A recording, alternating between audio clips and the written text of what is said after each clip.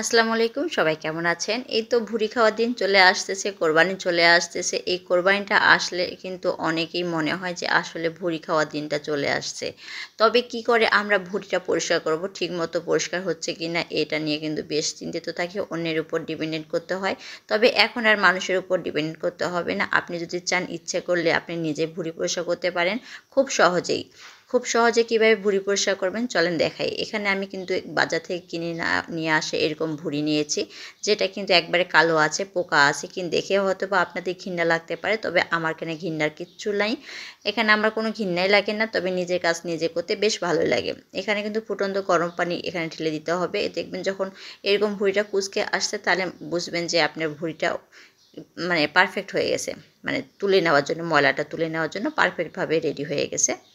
তারপরে এভাবে কিন্তু ভুঁড়িটা এভাবে চামচের সাহায্যে কিন্তু পরিষ্কার করে নিতে পারেন। এখানটি গরম থাকার কারণে আমি এখানে একটা কেচির সাহায্যে এভাবে ধরে নিয়েছি।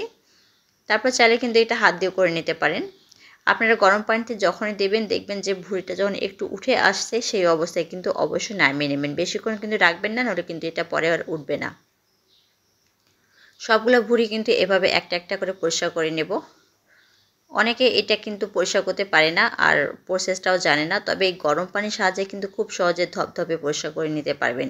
এই দেখুন, আমি কিন্তু হাতের সাহায্যে এভাবে ভুঁড়ি পরিষ্কার করে নিচ্ছি। এই ভুঁড়ি পরিষ্কার করতে কিন্তু অনেকেরই নাজেহাল অবস্থা হয় যদি পানিটা ঠিকমতো গরম না থাকে। কাজেই পানিটার উপর ডিপেন্ড করবে আপনার ভুঁড়ি কতটা পরিষ্কার হবে। কাজেই পানিটা আপনার ঠিকঠাকভাবে নেবেন, তাহলে কিন্তু দেখবেন যে সবগুলো ভুঁড়ি কিন্তু সুন্দরভাবে পরিষ্কার করতে পারবেন। এভাবে ভুঁড়ি পরিষ্কার করে হয়ে যাওয়ার পর সম্পূর্ণ ভুঁড়ি আমি খুব ভালোভাবে পানি দিয়ে ধুয়ে নেব। তারপর এখানে লবণ আর হলুদ দিয়ে আমি এখানে ঢেকে দেবো সেদ্ধ হতে। আর এখানে কোনো কিছু দিতে লাগবে না, একটা নাকড়ির সাহায্যে আমি এখানে খুব সুন্দরভাবে ভুঁড়িটা উলট পালট করে নিচ্ছি।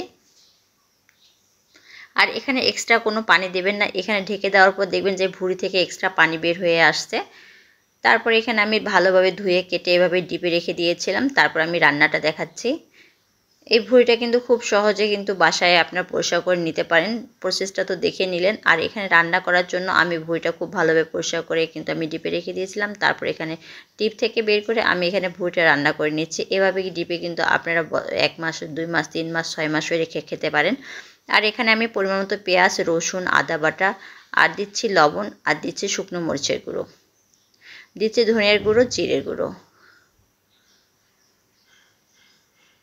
আর হলুদ গুঁড়ো দিয়ে দিচ্ছি। আর দিচ্ছি এখানে আমি শুকনো মরিচ 2-3 টুকরা করে কেটে নিয়েছি। তারপর গোটা রসুন, গোটা গরম মশলা, আর দিচ্ছি এখানে হাফ কাপের মতো তেল। এখানে তেলটা একটু বেশি দিচ্ছি, কারণ ভুঁড়িতে আমার এক্সট্রা কোনো তেল নেই। তারপর সব কিছু দিয়ে আমি একটু ঢেকে দেবো, যেহেতু ভুঁড়িটা আমার একটু শক্ত অবস্থায় আছে। আর একটা জিনিস অবশ্যই মনে রাখবেন, যে ভুঁড়িটা যখন ধুয়ে রাখবেন, খুব ভালোভাবে ধুয়ে রাখবেন, যাতে সরাসরি কড়াইতে দেওয়া যায়। তারপর যখন ভুঁড়িটা এরকম ভাজা ভাজা হয়ে আসবে, এই অবস্থায় কিন্তু দেখবেন যে পানিটা পুরোটা কমে আসছে। আর এই অবস্থায় কিন্তু খুব সুন্দরভাবে নাড়াচাড়া করবেন। আর কেউ অবশ্য হালকা ভুঁড়ি ভাজা খেতে পছন্দ করে, সেই অবস্থায় এই অবস্থায় নামিয়ে নিতে পারেন। অবশ্যই ভুঁড়িটা কিন্তু খুব ভালোভাবে কষিয়ে নেবে। আর 2 থেকে 3 দিন আপনারা জাল করে করে যখন লাল ভাজা ভাজা হবে, সেই ভুঁড়িটা কিন্তু অনেকেই খুব পছন্দ করে, যেটা আমারও খুব পছন্দ। চাইলে আপনারা এভাবে খেতে পারেন, চাইলেও আপনারা ভাজা ভাজা অবস্থায় খেতে পারেন। ভুঁড়ির ফুল প্রসেসটা তো দেখে নিলেন। এবার কোরবানিতে কিন্তু আপনারা অবশ্যই নিজ হাতে করে নেবেন। নিজ হাতে কাজ করার মজাই আলাদা। আর এভাবে ভাজা ভাজা অবস্থায় আমি কিন্তু নামিয়ে নেব। ভাত বা রুটির সাথে অসাধারণ।